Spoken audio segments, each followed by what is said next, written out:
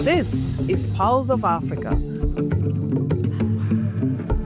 the face and voice of Africa. The story of resurgent and burgeoning Africa is here, only on the Pulse of Africa channel.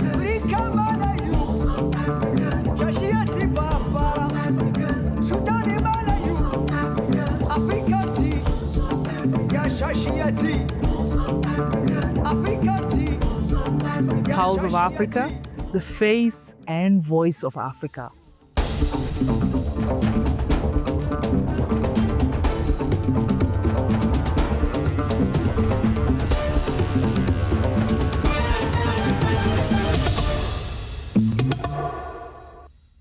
Hello, I'm Frau Namak, your host for this hour's news. Stay tuned and let's start with African Union. The chairperson of the African Union Commission warmly welcomes the signature of the Doha framework for a comprehensive peace agreement between the government of the Democratic Republic of the Congo and the AFC or M23. This landmark step represents a significant advance towards restoring stability, rebuilding trust, and addressing the root cause of conflict in eastern DRC. The chairperson commends the parties for demonstrating courage, political will, and commitment to dialogue. He further expresses deep appreciation to the state of Qatar for its constructive facilitation and steadfast support to the peace process, as well as to the United States of America, who has accompanied these efforts.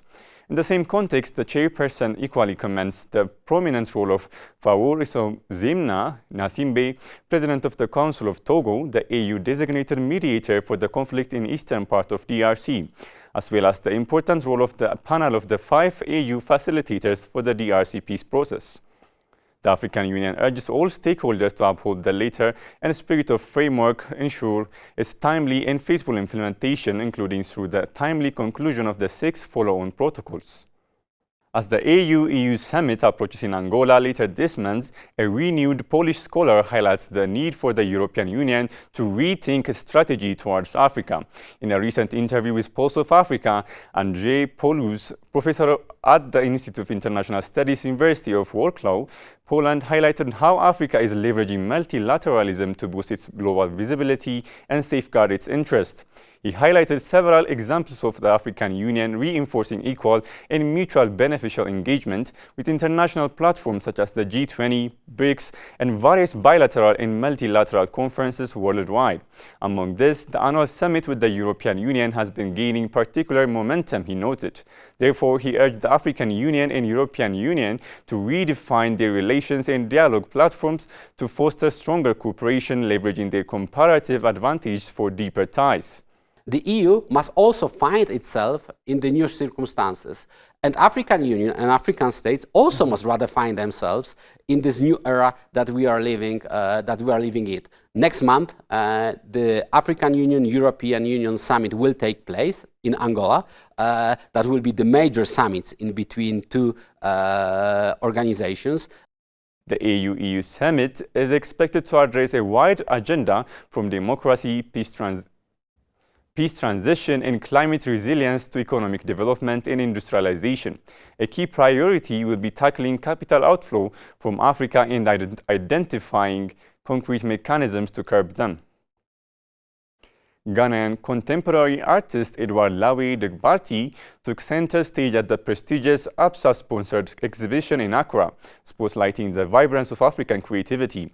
The event, held on November 15, 2025, at ABSA Gallery, featured Degbarty's latest mixed media works, which powerfully explored themes of identity, cultural heritage, and post-colonial narratives. Using a dynamic blend of acrylics, fabric, found objects, and digital elements, Degbarty's pieces challenge viewers to reflect on Ghana's evolving national identity amidst globalization.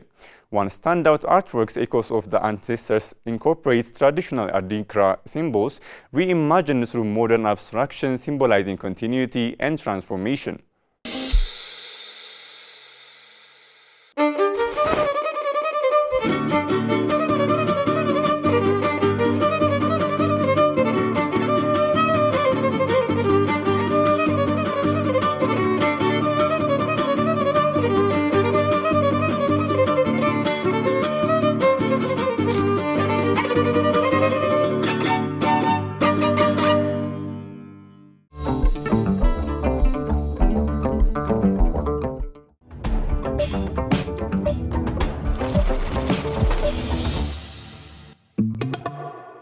Now to business headlines. Morocco has achieved a historic milestone by exporting 1,200 tons of lemons to the United Kingdom over 10 months, surpassing the total volume shipped in the last decade. Morocco has exported valued at $1.02 million, breaking a decade-long record.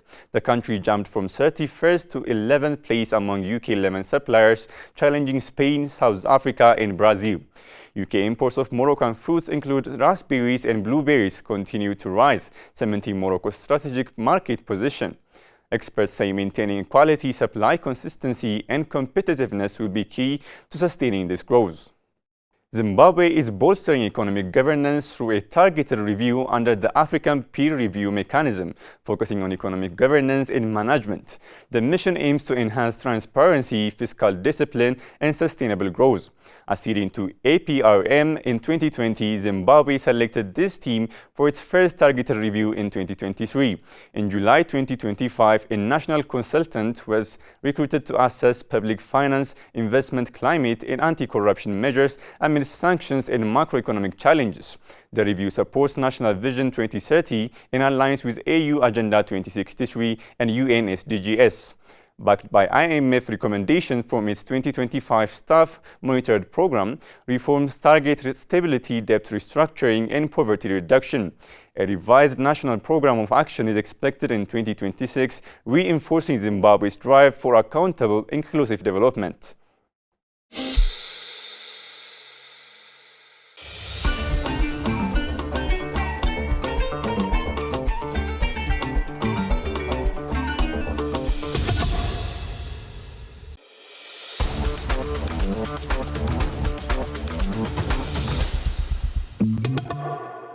Moving on to sport news. South Africa sprang out of the grave to stun India by 30 runs in the first test at the Eden Gardens in Kolkata, successfully defending a target of just 124 to take the series lead. The victory marks South Africa's first test win on Indian soil in 15 years, concluding a tight match where extravagant sideways movement and variable bounce made scoring difficult for both sides. The win was built on a memorable half-century from captain Themba Bavuma and a magnificent bowling efforts. Bavuma's knock was the highest score of the match, proving pivotal as he guided the Proteas to lead of 124 runs, aided by a 44-run partnership with Corbin Bosch on day 3. The South African skipper, who also took a crucial catch to dismiss Axar Patel, celebrates his 10th win in 11 matches as captain, a remarkable run stretching back to the successful World Test Championship 2023-25 campaigns. The cast for the round of 16 at the ongoing FIFA U17 World Cup is now complete, with 16 teams booking their spots in the knockout phase after an intense and entertaining group stage campaign across the host nation. The qualified team cut across Europe, Africa, Asia, and the Americas, reflecting the global competitiveness of this year's tournament. Defending champions and traditional powerhouses are joined by several impressive debutants and surprise packages that have lit up the group stage with bold, useful football. Europe remains strongly represented. South America's flag bearer Brazil continued their rich U17 pedigree as they marched into the knockouts, displaying their characteristic skills and creativity. Africa's charge into the round of 16 has been equally commanding, with Morocco, Uganda, Burkina Faso, and Mali all sealing qualifications. Now let's check the current weather forecast.